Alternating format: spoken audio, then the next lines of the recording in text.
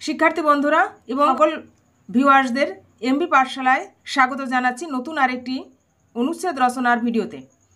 ঠিক আছে, তোমরা অবশ্যই ভিডিওটি স্কিপ না করে সম্পূর্ণ সময়টুকু থাকো আমার সঙ্গে। আমি আশা করি তোমাদের কাছে ভিডিওটি ভালো লাগবে এবং হেল্পফুল হবে যদি তোমরা সম্পূর্ণ দেখো। সম্পূর্ণ না দেখলে কোনো বিষয় সম্পর্কে কিন্তু একটি সম্পূর্ণ ধারণা বা ভালো লাগা তৈরি হয় না।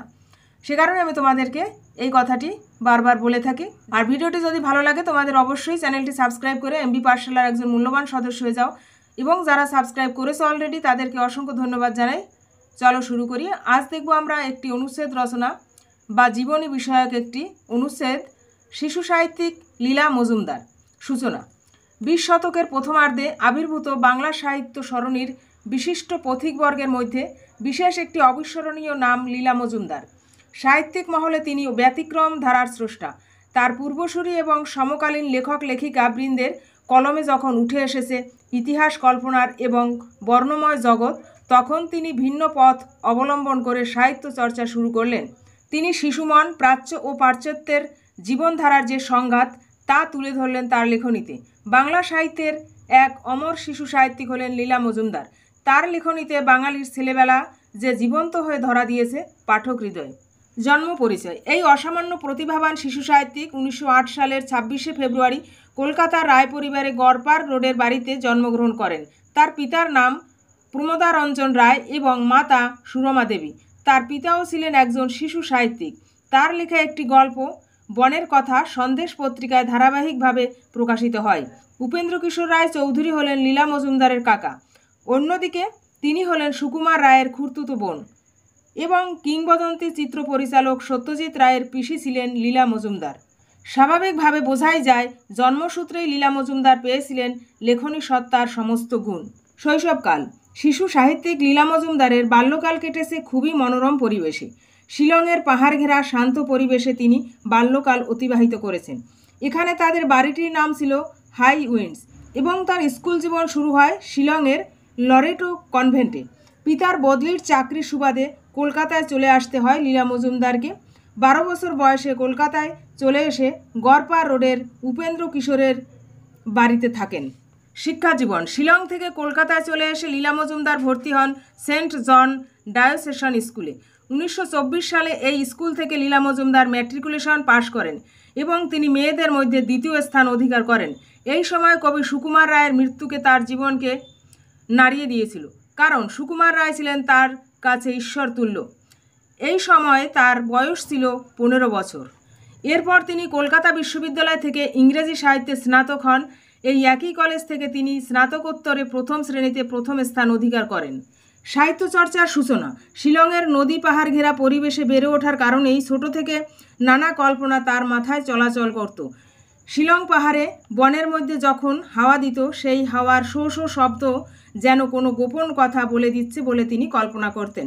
আবার কখনো দুটি পাহাড়ের ফাঁক দিয়ে ঝোড়ো হাওয়া বইলে গো গো শব্দ হতো, তখন তিনি কল্পনা করতেন ওইখানে কোনো দৈত্য শেকল দিয়ে বাঁধা আছে, সে প্রাণপণ ছাড়াবার চেষ্টা করছে।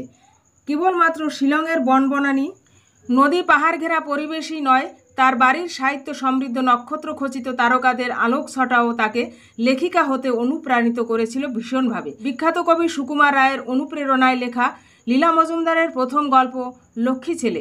এই গল্পটি 1922 সালে সন্দেশ পত্রিকায় প্রকাশিত হয়। কর্মজীবন। সাহিত্য চর্চার পাশাপাশি লীলা মজুমদার বেশ কয়েকটি স্কুল এবং কলেজে শিক্ষকতার চাকরি করেছেন। প্রথম দিকে তিনি দার্জিলিংয়ের মহারানী গার্লস স্কুলে শিক্ষিকা হিসেবে চাকরি করেছেন। এরপর কলকাতার শান্তিনিকেতনে শিক্ষকতা করেছেন 1 বছরের কিছু কম সময় পর্যন্ত। তবে রবীন্দ্রনাথ ঠাকুরের ইচ্ছায় তিনি শান্তিনিকেতনের এই চাকরিটি করেছিলেন। এরপর কলকাতার আশুতোষ কলেজের মহিলা বিভাগে তিনি বেশ কিছুকাল অধ্যাপনার কাজ করেছেন। বৈবাহিক জীবন। এই সময় একটি সময় লীলা মজুমদার দন্ত চিকিৎসক ডক্টর সুধীর কুমার মজুমদারকে বিবাহ করেন। পিতার বিরোধিতা থাকা সত্ত্বেও তিনি নিজের নির্বাচিত পাত্রকেই জীবনসঙ্গী হিসেবে গ্রহণ করেন। এই কারণে পিতার সঙ্গে তার সম্পর্ক চিরকালের জন্য ভেঙে যায়, তবে পরিবারের অন্য সদস্যদের সঙ্গে তার সম্পর্ক অটুট থাকে। লীলা মজুমদার ও ডক্টর সুধীর মজুমদারের 2টি সন্তান, এক পুত্র ডক্টর রঞ্জন মজুমদার এবং কন্যা কমলা চট্টোপাধ্যায়। তাদের সুখী সংসার হলেও লীলা মজুমদারের সাহিত্য চর্চা কিছুটা অবহেলিত হয় এই সময়ের সাংসারিক ব্যস্ততার কারণে। পরবর্তী সময়ে স্বামীর অনুপ্রেরণায় লীলা মজুমদার আবার সাহিত্য সাধনায় মনোনিবেশ করেন এবং এই সময় থেকেই মূলত শুরু হয় লীলা মজুমদারের দীর্ঘ পথ চলা। এই সময় তিনি বৈশাখী পত্রিকায় বড়দের জন্য লেখালেখি শুরু করেন। এই সময় তিনি বিভিন্ন পত্রিকায় যেমন মৌচাক, রামধনু, রংমশাল, পরিচয় এ অনিয়মিতভাবে লেখা পাঠাতে থাকেন। সাংসারিক কাজের মধ্যেও তার মাথার মধ্যে চলত নানা গল্পের আনাগোনা। এর আক্ষরিক রূপদানের জন্য লীলার মন চঞ্চল থাকত সবসময়। সাহিত্য সৃষ্টি। লীলা মজুমদারের সাহিত্য সৃষ্টিগুলির মধ্যে উল্লেখযোগ্য শিশু সাহিত্যগুলি হল বদ্রীনাথের বড়ি, ছোটদের শ্রেষ্ঠ গল্প, লাল নীল দেশলাই, ভূতের গল্প, ছোটদের বেতাল ৩২, চিচিং ফাঁক, প্রদীপিসির বর্মী বাক্স, হলদে পাখির পালক, শ্রীমতী, গুপির গুপ্তকথা, বক ধার্মিক, মণিকাঞ্চন ইত্যাদি।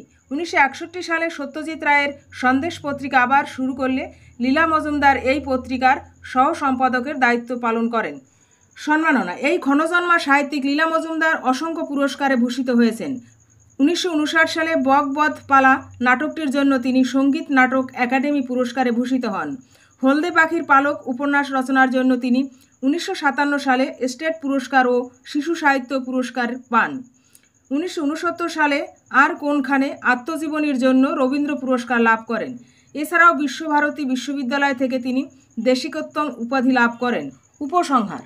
অসাধারণ প্রতিভাবান এই মহিলা কবি লীলা মজুমদার তার অবিস্মরণীয় সাহিত্য সৃষ্টি আজও পাঠক হৃদয় সিক্ত করে। বিশেষত শিশুদের জন্য তার ভাবনা এবং রচনাবলী বাংলা সাহিত্যের অমূল্য সম্পদ। অবশেষে দীর্ঘ রোগভোগের পর 2007 সালের 5ই এপ্রিল এই অসামান্য প্রতিভার প্রতীক লীলা মজুমদার শান্তিনিকেতনে পরলোক গমন করেন। 99 বছরের দীর্ঘায়ু জীবনে তিনি অনেক সাহিত্য সম্ভার রেখে গেছেন আপাময় বাঙালি পাঠকের জন্য এবং এর মাধ্যমে তিনি জাগ্রত ও চিরস্মরণীয় হয়ে থাকবেন শিশু থেকে সকল পাঠক হৃদয়ে। এবং তোমরা এই ধরনের রচনার ভিডিও আরও পেয়ে যাবে।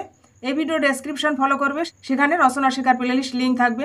এছাড়াও থাকবে basic Bangla, spoken English, Bangla ব্যাকরণ, ইংরেজি গ্রামার এবং সহজপাঠ শেখার প্লেলিস্ট লিঙ্ক।